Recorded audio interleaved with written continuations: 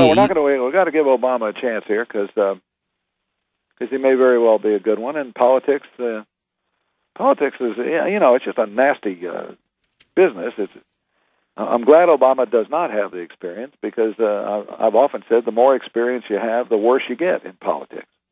It's the only field where that's true. Fair point. Again, yeah. I remembered what I was going to say. You were talking how he ran as a centrist candidate. He sounded like Ronald Reagan out there for a while, saying, I'm going to cut 95% of all taxes. Well, yes, he did. And Bill Clinton, who I really like and admire, Bill is a big admirer of Ronald Reagan. And he told me that he's really one of his very favorite presidents and that he learned a lot from Ronald Reagan. Because Reagan gave a performance. He was a master communicator. And Reagan, of course, was not vastly experienced in politics. I mean, he wasn't one of somebody. What I think is the problem is the David Axelrods, who ran Obama's campaign. Yeah, is very much like the Democratic Karl Rove, and of course I call Axelrod of evil. but the two of them are, whatever it takes is what they do, and they're very ruthless, and they're part of the reason that bad people get into politics. I mean, good people don't really want to do it. Lance Armstrong, he won't get into politics here in Texas. I talked to him about that. He said it's the dirtiest race in the world, and it's so you're getting a bunch of Karl Roves and David Axelrods, and you can imagine the result. And of course, once they get there, they hang on like what's his name, Huckabee says, it's a roach motel. Once they get to Washington, they never leave. Yeah, that's politics. Poly means more than one, and ticks are blood-sucking parasites. And do you think Hillary was treated unfairly in the primary? Oh, definitely. The media completely collapsed within itself. Yeah. And I spoke recently to a high school convention, a state convention of journalists, and it was heartbreaking. These kids really believe. I mean, they believe in the sacred task of finding the truth. But if they stay with journalism, they're going to lose that.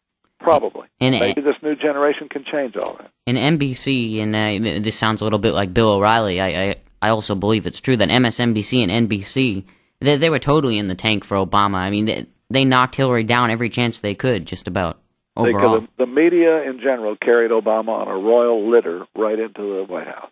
There's no question about it. And that's just not their job. And that's why I say they have a personal agenda that they're unaware of, Paul.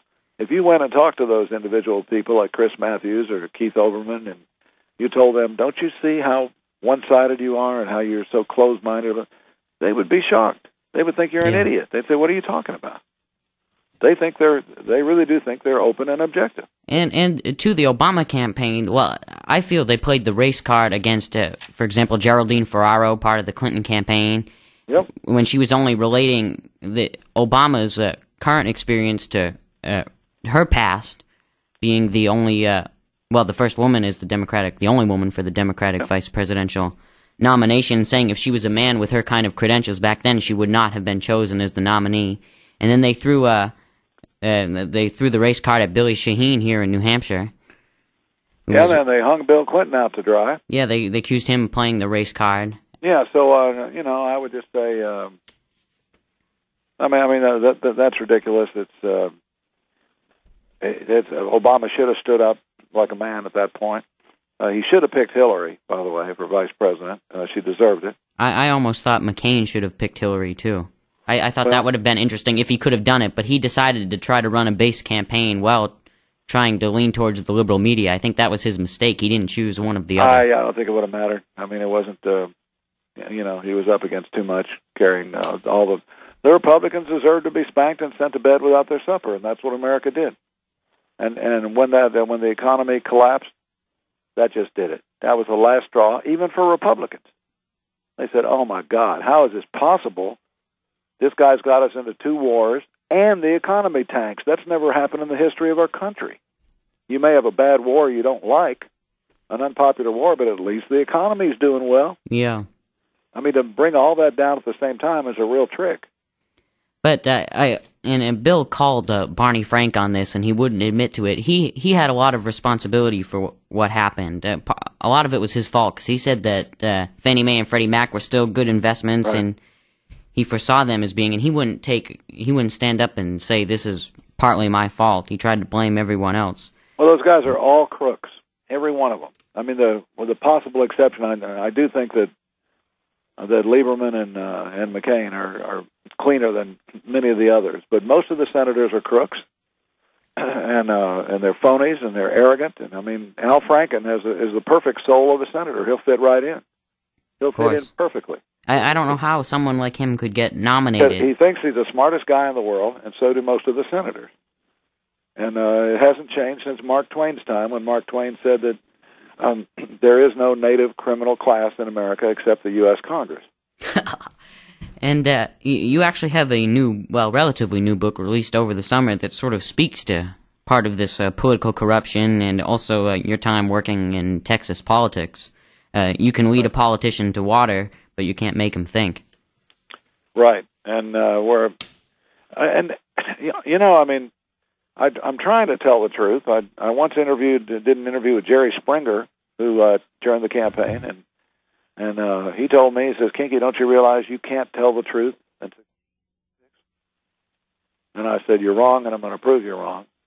So, haven't done it yet, but we'll see what happens. I do think we've got a good shot down here as a Democrat, because the trick in Texas is to get the libertarians, the rednecks, the rural folks, the Republicans that used to be Democrats, get them all back over on our side. And I think I can do that.